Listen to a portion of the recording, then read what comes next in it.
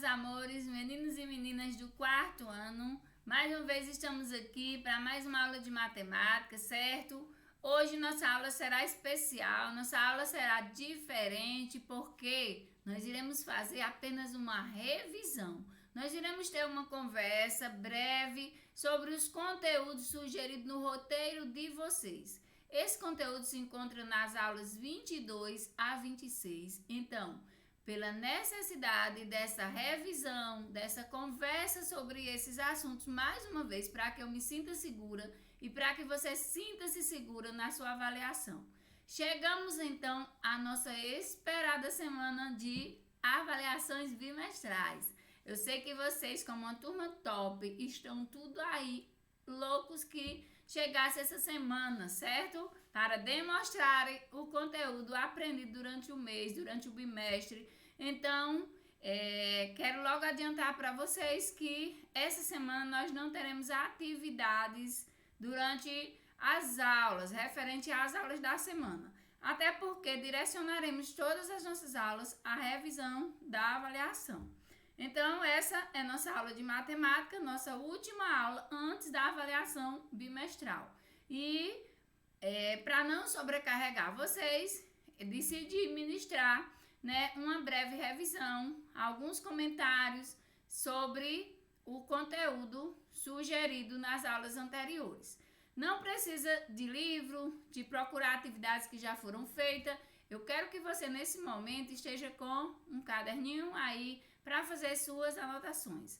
Eu sei que a maioria dessa turma já fazem essas anotações de rotina, mas hoje é bem importante, certo? Então, você pode fazer anotações de algo, às vezes parece pequeno, às vezes passou despercebido, certo? E você, com essa anotação, depois você pode estar tirando sua dúvida antes da avaliação, antes da sua prova, certo? E assim, se sentir bem mais seguro. Se você assistir essa aula com bastante atenção, tiver resolvido as atividades anteriores, previstas nas aulas anteriores, você fará a sua prova tranquilamente. Não precisa ter medo, não precisa se agoniar, vocês são ótimos, eu confio em vocês demais. Então vamos lá ver o que a gente vai falar hoje sobre esses assuntos mais uma vez. Nós estamos aqui falando sobre medidas de massa. Então, nós já aprendemos que desde muito cedo, os seres humanos eles aprenderam a ter essa uniformidade de pesos entre sementes e grãos. Foram as primeiras medidas que o homem precisou utilizar, foi relacionada às sementes e grãos. Por quê? Porque ele vivia da agricultura, vivia da terra, vivia da natureza. Então, o que ele tinha para oferecer era relacionado a isso.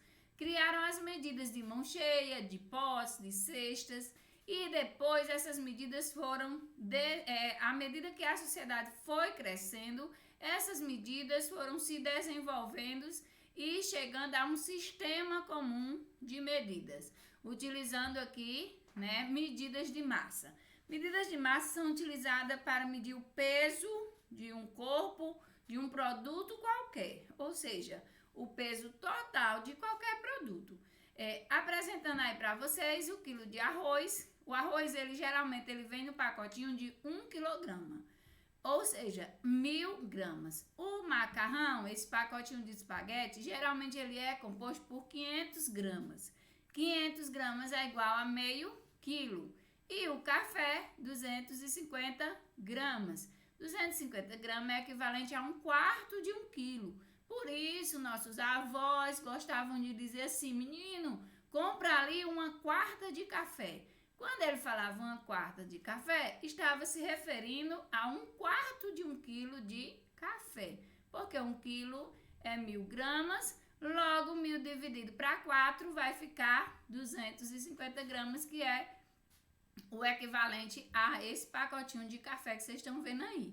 Então, desde muito cedo, foi utilizado essas medidas e criou essa linguagem em relação aos pesos, certo? Compreendendo, gente, até aqui? Então, vamos à frente. O grama é a unidade fundamental de peso. Então, nós falamos sobre quilo, mas a unidade principal de medida de peso é o grama, não é o quilo, é o grama. Porque o grama o quilo, ele é equivalente a 1000 gramas. Então, nós baseamos no grama até formarmos um quilo ou unidades menores que o grama. Ou seja, os múltiplos do grama são utilizados para medir grandes coisas. Nós temos os múltiplos do grama e temos os submúltiplos para medir coisas menores. Na medida de gramas de grandes massas, podemos utilizar ainda algumas unidades especiais. Ou seja, além do quilograma, do grama e seus múltiplos e submúltiplos, nós ainda podemos usar outras medidas que foram desenvolvidas ao longo do tempo. E, ao final, foram transformadas todas elas em gramas ou quilogramas. Uma arroba, ela é equivalente a 15 quilogramas. Uma tonelada, 1000 quilogramas. Um megaton, 1000 toneladas ou 1 milhão de quilogramas, certo? Então, isso é a referência de um megaton. 1 quilo, como falamos anteriormente, 1 quilo é equivalente a 1000 gramas. E 1 grama, 1000 miligramas. Então, a unidade fundamental de medida é o grama e miligrama é um submúltiplo, ou seja, menor que o grama. Nós apresentamos aqui o remédio, comprimido ou qualquer outra forma de remédios, eles são utilizados em miligramas. Miligramas são unidades menores que o grama, ou seja, equivalente a 1 grama dividido por 1000, certo? Que vai dar 1000 miligramas. Certo? Então, medidas de massa, né? Agora, veremos aqui rapidamente medidas de tempo. Vocês verão esses pulos nessas aulas porque é uma aula de revisão. Então, para quem está aí acompanhando, nós falamos de medida de massa, agora medida de tempo. Para a frente, medida de temperatura. Então, você já fica alerta quando dessa mudançazinha, você já sabe que está se referindo, né, a os conteúdos e essa é uma revisão. Medidas de tempo, é bom lembrar que algo fundamental, que não podemos esquecer. Então, é bom estarmos lembrados.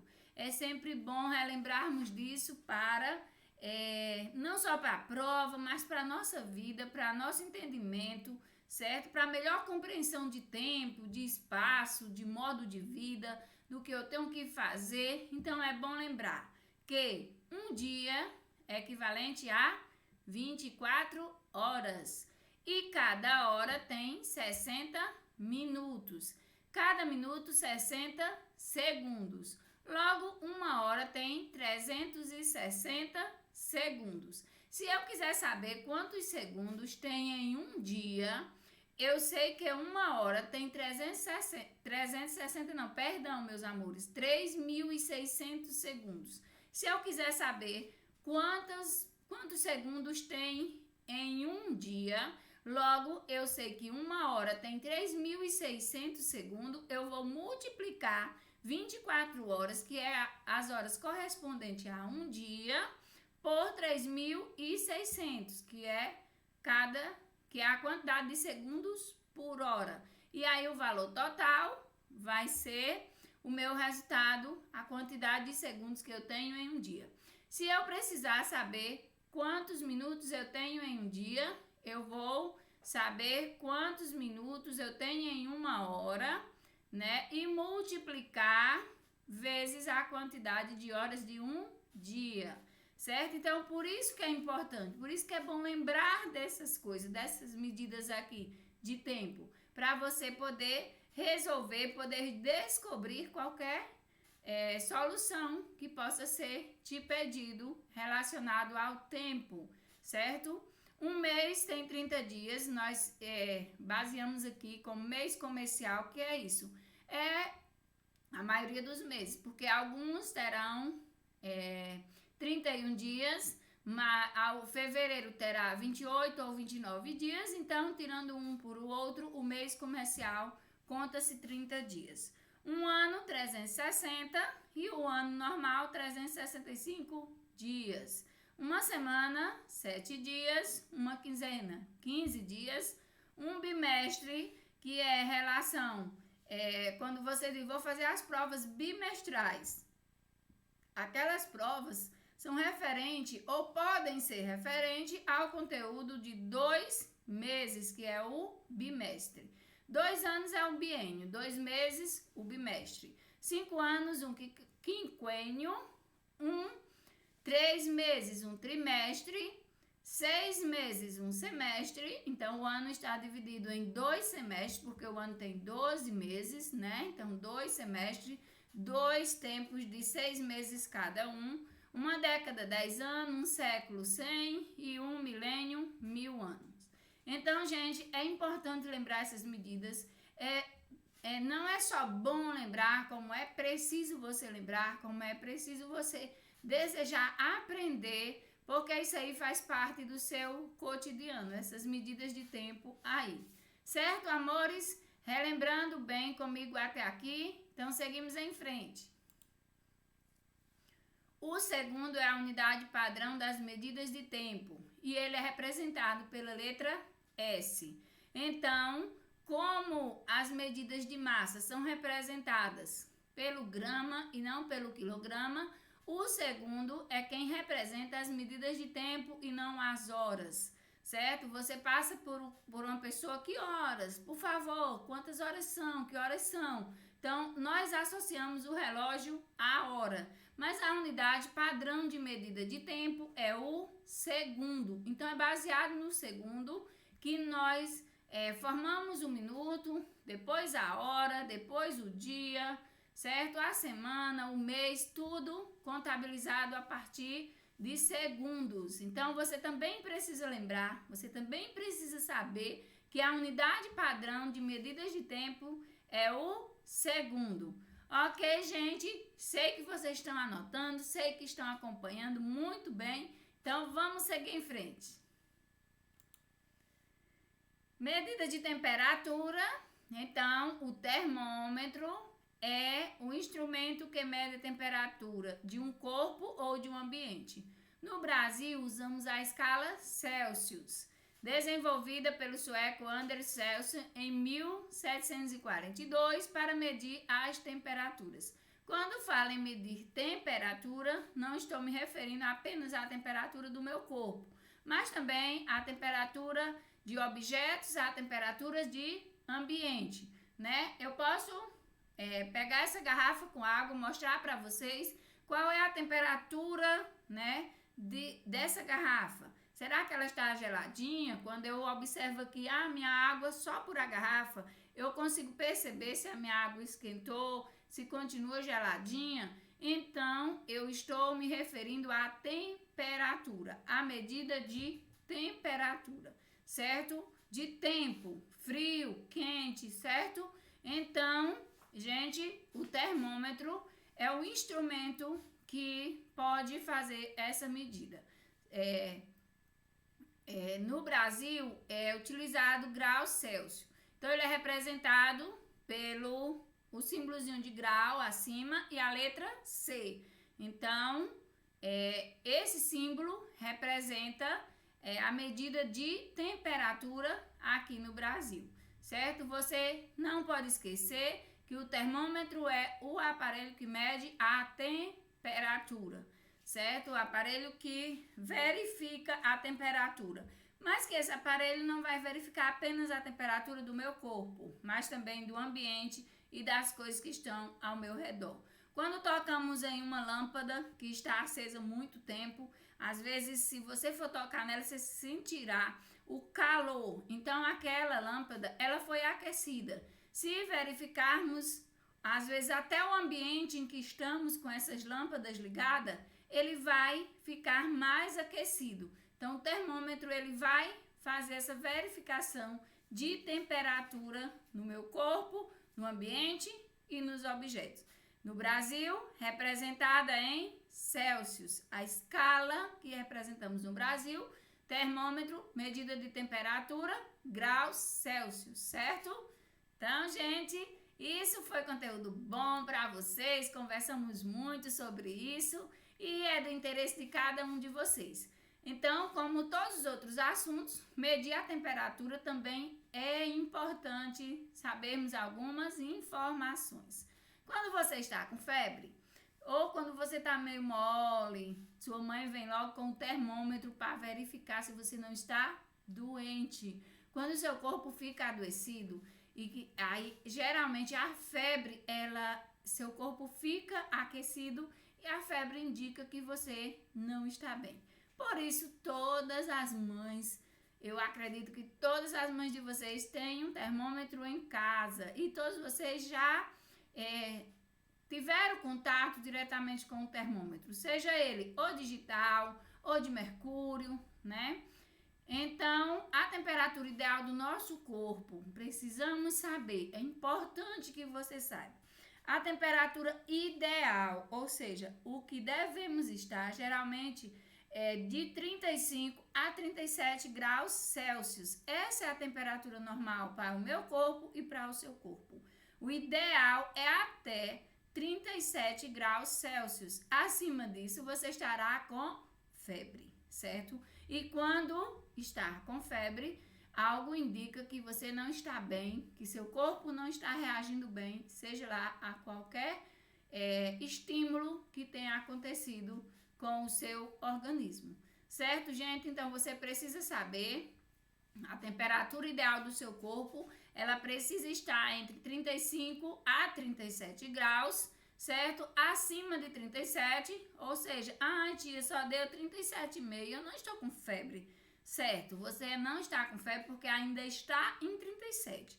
Aí 37,5, 37,7, você já vai estar um pouquinho febril, um pouquinho aquecido. Pode ser só do ambiente e pode ser algo de alerta também. Então é bom ficar atento. Chegou a 38 graus, você já sabe que está com febre. Por quê? Porque sua temperatura só pode ir até a casa do 37 no seu termômetro.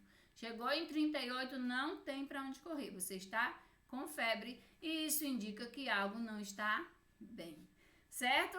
Relembrando aqui comigo, certo? Isso aí é importante para você, importante para seu dia a dia, importante para você, informações importantes para você saber para a sua vida toda, tá bom, meus amores? Bora lá!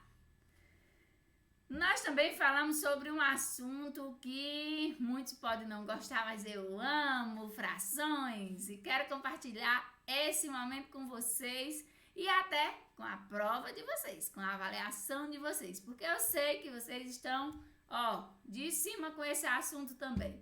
Então, a primeira pergunta que você não pode esquecer, que você tem que saber, que a tia já repetiu várias vezes, o que é uma fração. Sei que vocês já estão com isso aí, todo mundo, antes de olhar, tia, com essa pergunta de novo, certo? Já sabem que eu amo fração e que gosto de compartilhar isso com vocês. Fração é o quê? É uma ou mais partes de um inteiro que foi dividido igualmente. E a gente mostra pizza porque pizza é gostosa. Todo mundo gosta de comer uma pizza, de sair para a pizzaria. E aí nada melhor do que fazer essa demonstração para vocês relembrarem, né? Essa questão aí. Um inteiro, essa primeira pizza, ela é a minha pizza inteira. Observe que ela está completa, 8 partes de 8. O número 8 que está em cima, ele representa 8 dividido para 8 igual a 1. Então, eu tenho uma inteira, uma pizza inteira. Ok, gente? E cada uma dessas fatias representa uma fração. Se eu junto duas delas, nós temos também fração. Nessa pizza aqui, que foi retirada 3 pedaços, nós ficamos com 5 partes dela, 5 oitavos. 5 oitavos corresponde a uma fração, 5 partes de 8, que era o meu inteiro, certo? Então, eu represento esse 5 como meu numerador e o 8 como denominador. São as partes da minha fração. Algo que vocês precisam relembrar, precisam aprender para todo o tempo na vida de vocês que a fração foi o meu inteiro dividido em partes iguais. Não pode ser partes diferentes, não vai ficar errado. Tem que ser partes iguais, certo? O número que eu represento em cima na minha fração é o meu numerador e o que fica abaixo é o meu denominador. Numerador indica quantas partes eu estou falando, eu estou pedindo, eu estou retirando. E o denominador, quantas partes é o meu inteiro. Ok, pessoal? Vamos lá finalizar nossa aula de hoje com isso. Como efetuarmos a leitura de frações. Aqui está para vocês as frações e a leitura logo à frente. Nós aprendemos 3 métodos para relembrar como dividirmos as formas de fazermos essas leituras de frações. Que são nós temos uma regra para os números abaixo de 10, certo? Temos aí 1/2 e 1/5. 1/2, 1/3, 1/4, 1/5, 1/6, 1/7, 1/8, 1/9. Pronto. Essa fração com denominador até 9, de 2 a 9, eu faço essa leitura. Quando nós temos no denominador 10, 100 e 1000, nossa leitura fica diferente. Porque se eu tenho 10, eu estou falando de décimos. Se eu tenho 100, centésimos. Se eu tenho 1000, milésimo. Então, observe aí 3 décimos, 3 sobre 10. 22 centésimos, 22 sobre 100. E 7 milésimos, 7 sobre 1000. Observe que na minha leitura, o meu numerador ele não muda. Eu leio o número natural da forma que ele aparece. O que vai mudar na minha leitura é o meu denominador. Logo abaixo, nós temos uma regra para números acima de 11, certo? De 11 a 99, falei para vocês várias vezes. 1 sobre 11, eu vou ler o quê? 11avos. Avos. Essa palavrinha acrescentada na minha leitura de frações de números acima de 11, diferente de 100, de 1000, porque avos significa partes iguais, repartidos em partes iguais. Então, 17 sobre 17 ou 17 avos. Podia ser 22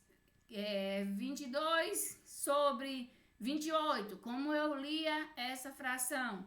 22, 28 avos. O meu numerador ele não vai mudar. Quem vai mudar é apenas a leitura do meu denominador, que eu vou escrever ele normalmente e acrescentar a palavra avos. Certo? Números abaixo de 10, fazemos a leitura, né? 1/2, 1/3, 1/4, 1/5, até 1/9. Números com denominadores 10, 100 e 1000, décimo, centésimo, milésimo. E números com denominadores acima de 11, nós acrescentamos ao numerador a palavra avos. Certo, gente? Então, essa foi nossa aula de hoje, nossa revisão para a avaliação de matemática que vocês farão, certo? Então, espero que tenha ajudado. Qualquer dúvida, vocês vão me procurar, certo? Eu vou tirar alguma dúvida que ainda restam. Então, era isso nossa aula de hoje. Estude mais, recupere a atividade, pratique bastante aí o que você ainda tá, sabe, se enrolando. Vá praticando e boa prova para vocês. Um beijo no coração.